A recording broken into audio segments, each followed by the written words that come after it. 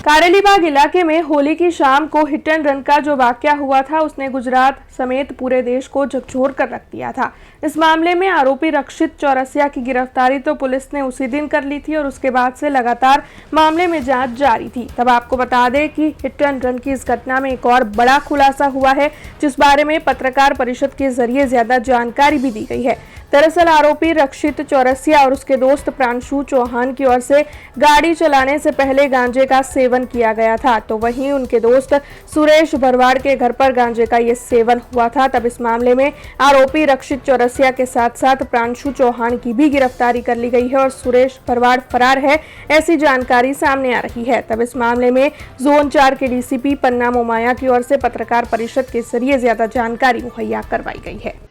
गत 14 मार्चना रोज रातना कारेलीबाग विस्तारमा जे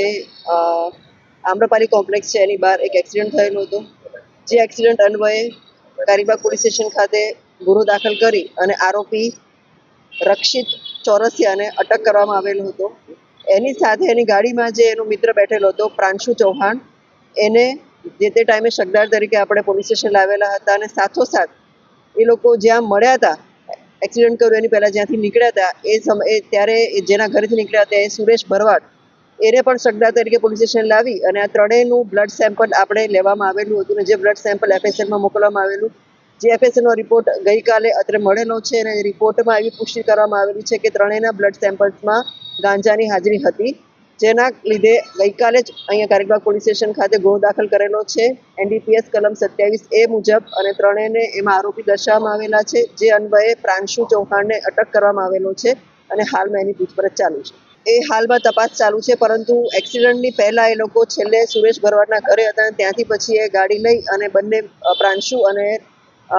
રક્ષિત નીકળેલા હતા, જેના આધારે સુરેશ ભરવાડને બી શકદાર તરીકે આપણે લઈ અને એનું પણ બ્લડ સેમ્પલ મોકલવામાં આવેલું હતું, જેમાં ત્રણેયના બ્લડ સેમ્પલમાં આપણને પુષ્ટિ મળેલી છે ગાંજાની અને ત્રણેયની ઉપર ગુનો દાખલ કરવામાં આવેલો છે। એની તપાસ આને અટક કરવા માટે અમે લોકો ટીમો બનાવેલી છે। હાલ સુધીમાં તપાસ અન્વયે ઘણા બધા સેક્શનના નિવેદન લેવામાં આવેલા છે, નજરે જૂના સેક્શનના પણ નિવેદન લેવામાં આવેલા છે અને જરૂર પૂરતા જ્યાં જ્યાં જરૂર જણાય છે ત્યાં એફએસએલને પણ મદદ લઈ અને એફએસએલની પણ આપણે મદદ લઈ અને એફએસએલ મુજબના પણ રિપોર્ટ્સ આપણે કરવા માટે કાર્યવાહી કરેલી છે। એનડીપીએસ